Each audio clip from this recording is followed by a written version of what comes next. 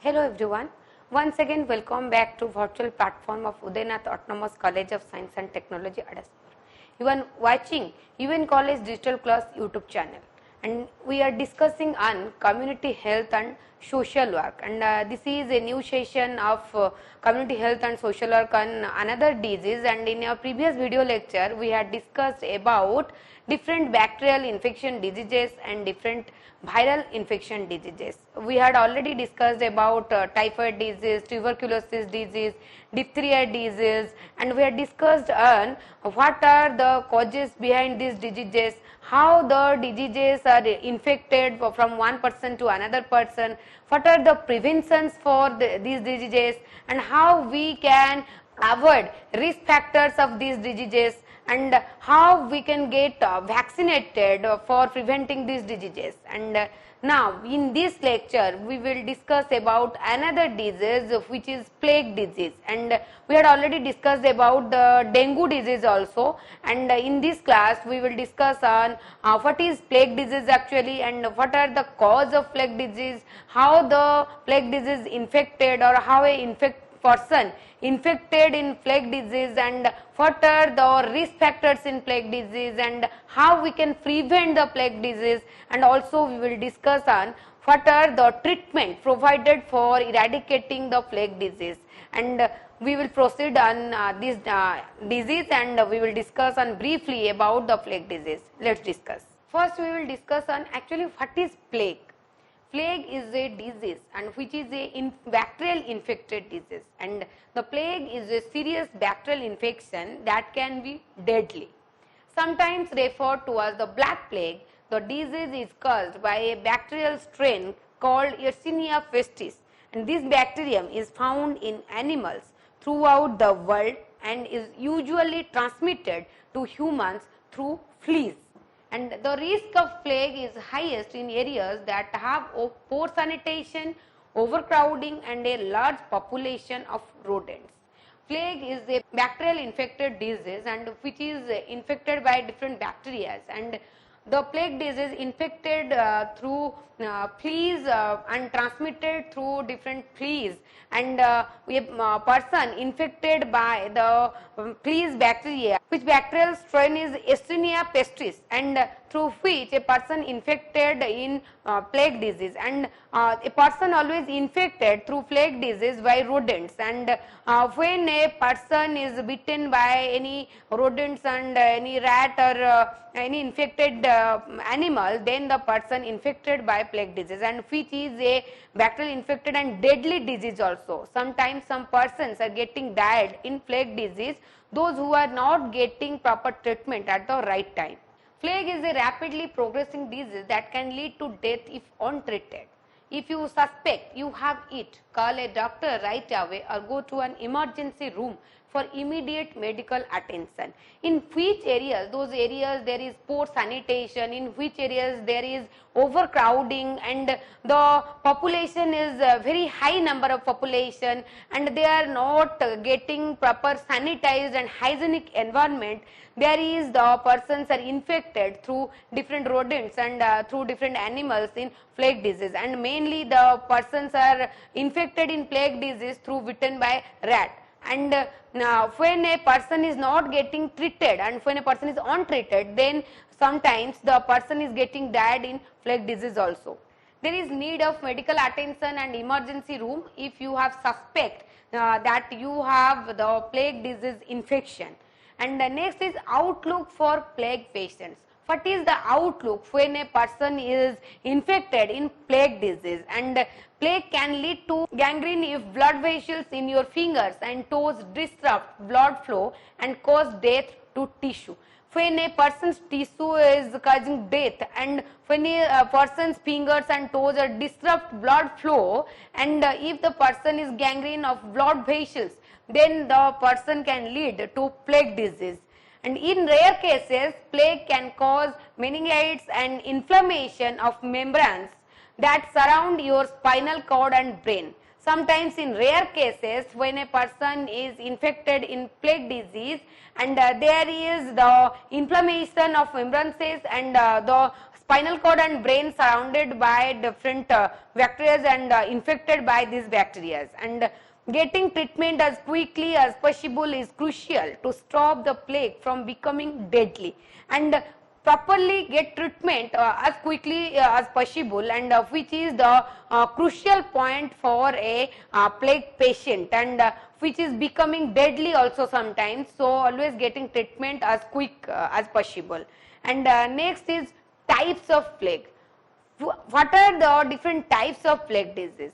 And first is bubonic plague, second is septicemic plague, and third one is pneumonic plague.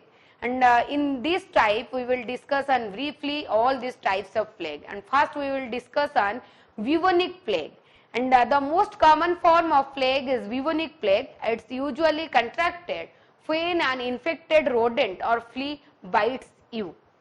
In very rare cases, you can get the bacteria from material that has come into contact with an infected person. Bubonic plague infects your lymphatic system, a part of the immune system, causing inflammation in your lymph nodes. Untreated, it can move into the blood, causing septicemic plague, or to the lungs, causing pneumonic plague. When we will know or we will define or detect the person is infected in bubonic plague, when a person is usually contracted with any infected rodent or bites by any infected flea or rodent, and in some cases there is the person infected in bacteria which is through different material, and that has come into contact with an infected person, and in that case some persons are infected by these materials also. And sometimes bubonic plague infects our lymphatic system or our immune system also, and causing inflammation for swelling in our lymph nodes. And when a person is untreated in bubonic plague, then it can cause the blood infection and which cause septicemic plague, and sometimes the persons are not getting treatment, and at the untreated situation the bacterial infection infected the lungs, and at that time it causes pneumonic plague. And the next is septicemic plague. When the bacteria enter the bloodstream directly and multiply there, it's known as septicemic plague. When they are left untreated, both bubonic and pneumonic plague can lead to septicemic plague. When a person is infected by the bacteria and which bacteria causes the plague, and the person is not getting treatment, and when a person is infected through bloodstream, at that time the person is infected by septicemic plague, and when a person is not getting treatment at the bubonic plague or at the pneumonic plague, and at that time the bacteria multiplied very quickly and the person is infected by septicemic plague, and which is a dangerous situation, and at that period some persons are getting died due to septicemic plague, because in septicemic plague the blood infected by the bacteria. Next we will discuss on pneumonic plague. When the bacteria spread to or first infect the lungs, it's known as pneumonic plague and the most lethal form of the disease. When someone with pneumonic plague coughs, the bacteria from their lungs are expelled into the air, and other people who breathe that air can also develop this highly contagious form of plague, which can lead to an epidemic. Pneumonic plague is the only form of the plague that can be transmitted from person to person. In pneumonic plague, the bacteria spread or infect the lungs of a person, and in pneumonic plague, the most lethal form of the disease is, and it is known as pneumonic. And when someone with pneumonic plague and she or he coughs or breathes at the air, open air system, and at that time the another person who is a healthy person, that person is also infected by this air, because when a pneumonic plague infected person is breathing or coughing or sneezing at open air, and the air is infected by the pneumonic plague bacteria, and when a healthy person has contact with this air, and at that time the healthy person's immune system is very poor condition, or the healthy person has also some other problems, and at that time the healthy person is also infected by this air, and which is also air polluted or airborne disease also, and through air the pneumonic plague also transmitted from one person to another person. Next we will discuss on how plague spreads, means how the plague disease spreads from one person to another person or in a community in mass. People usually get plague through the bite of fleas that have previously fed on infected animals like mice, rats, rabbits, squirrels, chipmunks and friar dogs also. And the person is when bitten by any fleas and different infected animals, like if a person is bitten by mice, rats, rabbits or any other animals, at that time the person infected and the animals are infected by plague, at that time the person is also infected by plague disease. And it can also be spread through direct contact with an infected person or animal, or by eating an infected animal, and also it can spread direct contact with a infected person or with animal which is infected by the plague bacteria, or by eating an infected animal also. That is also a way of spread from one person to another person. Plague can also spread through scratches or bites of infected domestic cats, trusted sources, and also it can spread through scratch or bites by any infected domestic cats also. And these are the ways of plague spread from one person to another person. And another one is, it's rare for bubonic plague or septicemic plague to spread from one human to another human, and in rare cases like in bubonic plague and in septicemic plague, sometimes the plague disease cannot spread from one human to another. It is in rare cases.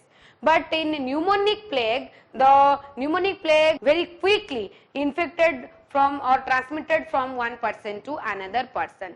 And next is signs and symptoms of the plague. And what are the signs and symptoms in plague disease?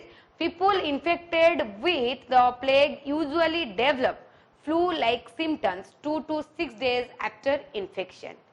There are other symptoms that can help distinguish the three forms of the plague. There is some other symptoms also which is distinguished in three forms of the plague. And when a person is infected in plague, and it is usually develop different flu-like symptoms, and in between 2 to 6 days after the infection of the bacteria, and which causes the plague disease. And in bubonic plague symptoms, so when a person is suffering from bubonic plague, what are the symptoms? Symptoms of bubonic plague generally appear within 2 to 6 days of infection. And when a person is suffering from bubonic plague, and generally the symptoms appear within 2 to 6 days when a person is infected by bacteria, and which causes bubonic plague. And these symptoms includes fever and chills, headache, muscle pain, general weakness, seizures, and you may also experience painful swollen lymph glands called bubons. These typically appear in the groin, armpits, neck or site of the insect bite or scratch. The bubons are what give bubonic plague its name. And when a person is suffering from bubonic plague, these are the symptoms. Sometimes some persons are suffering from fever and chills, and some persons have headache problem, muscle pain problem, and general weakness. Sometimes some persons are feeling weak when they are doing any work, and seizures also, and swollen lymph glands, and experiencing painful. And it is the symptoms which is in bubonic plague. And septicemic plague symptoms. What are the symptoms when a person is suffering from septicemic plague? Septicemic plague symptoms usually start within 2 to 7 days after exposure.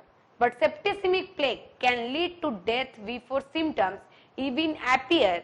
Symptoms can include in septicemic plague there is some specific symptoms, and these symptoms are abdominal pain, diarrhea, nausea and vomiting, fever and chills, extreme weakness, bleeding or blood may not be able to clot, shock, and skin turning black. These are the symptoms which are related with septicemic plague, and it starts within 2 to 7 days after exposure or after infection of septicemic plague. And but septicemic plague can lead to death before symptoms sometimes. When sometimes some persons have no symptoms, and before showing of symptoms, a person is detected by septicemic plague, and due to lack of symptoms they cannot get proper treatment, and due to the lack of treatment the persons are suffering from death also in septicemic plague. And next is pneumonic plague symptoms. In pneumonic plague, symptoms may appear as quickly as 1 day after exposure to the bacteria, and these symptoms include when a person is suffering from pneumonic plague and the symptoms which are related with pneumonic plague, and it can appear quickly as 1 day after exposure of the bacteria. And these symptoms are trouble breathing, chest pain, cough, fever, headache, overall weakness, bloody sputum or saliva and mucus or pus from the lungs. These are the symptoms of pneumonic plague. When a person is suffering from pneumonic plague, the person has trouble in breathing. Sometimes the person's breathing problem arises, or very slow breathing or very too fast breathing.